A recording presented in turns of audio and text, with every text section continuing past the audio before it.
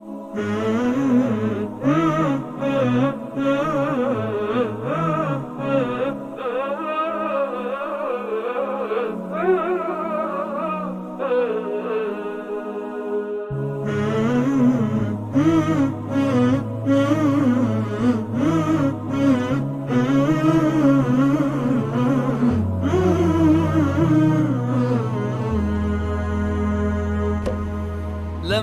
نسمع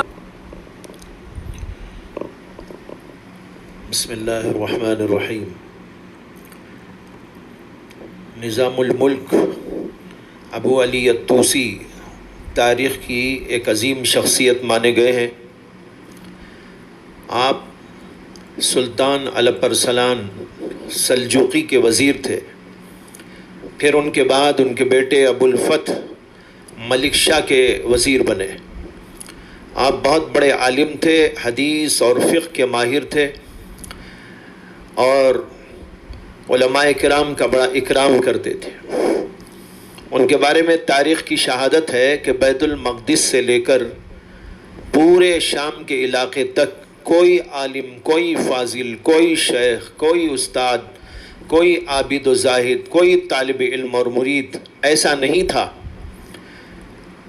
جس کو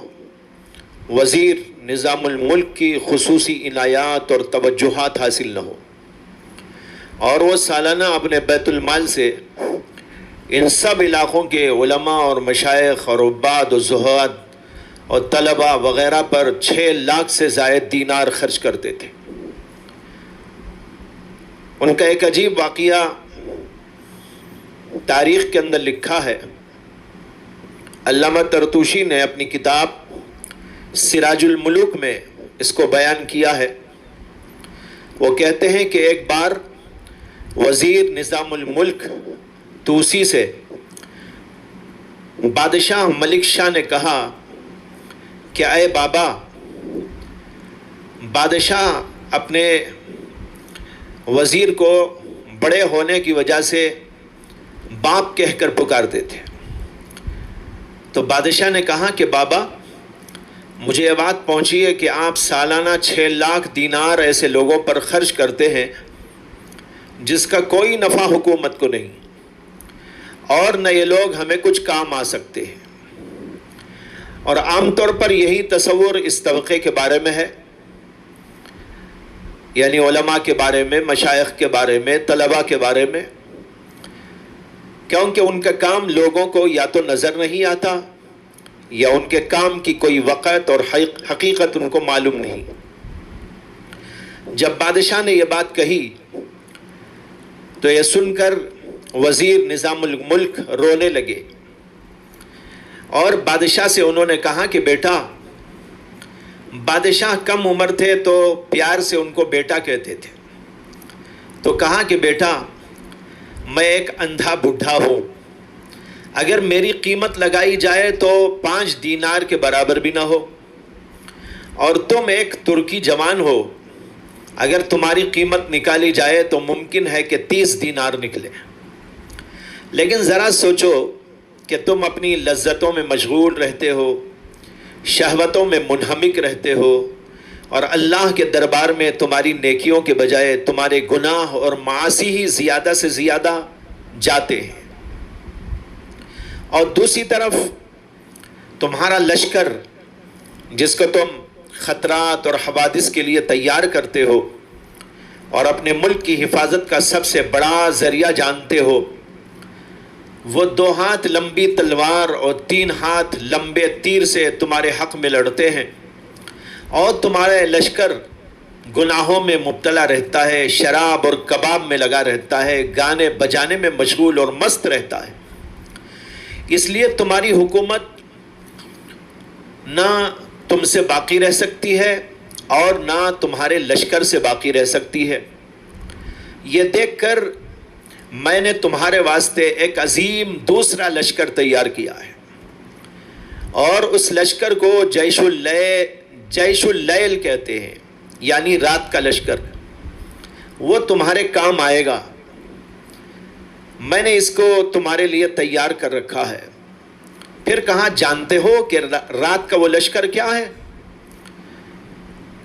جب تمہارے سارے لشکری سو جاتے ہیں تو یہ رات کا لشکر اپنے قدموں کے بل اللہ کے سامنے کھڑا ہوتا ہے اور اپنی آنکھوں سے آنسو جاری کرتا ہے اور اپنی زبانوں سے اللہ کی حمد و ثنا کرتا ہے اور اللہ کے حضور دعائیں کرتا ہے اور اپنے ہاتھ اللہ کے سامنے اٹھا کر تمہارے حق میں، تمہارے لشکریوں کے حق میں دعائیں کرتا ہے۔ لہذا تم اور تمہارے لشکری انہی کی حمایت میں جیتے ہو اور ان کی دعاؤں کے صدقے میں رات گزارتے ہو اور انہی کی برکات کے طفیل بارش اور رزق پاتے ہو اور انہی سے تمہارے لیے فتوحات ہوتی ہیں اور تمہاری حکومت انہی سے برقرار رہتی ہے۔ یہی وہ لشکر ہے جس کو تم فضول اور بیکار سمجھتے ہو۔ نظام الملک کی یہ تقریر دل پذیر سن کر بادشاہ ملک شاہ رونے لگا اور معذرت کی اور کہا کہ شاباش ہو اے میرے باپ، شاباش ہو، واقعی آپ نے صحیح کہا کہ انہی کے دم خم سے ہم آباد ہیں اور ہماری حکومت برقرار ہے، لہٰذا آپ ان پر جو کچھ خرچ کرتے ہیں اس سلسلے میں آپ اور اضافہ کر دیجئے۔ یہ ہے تاریخ کا واقعہ۔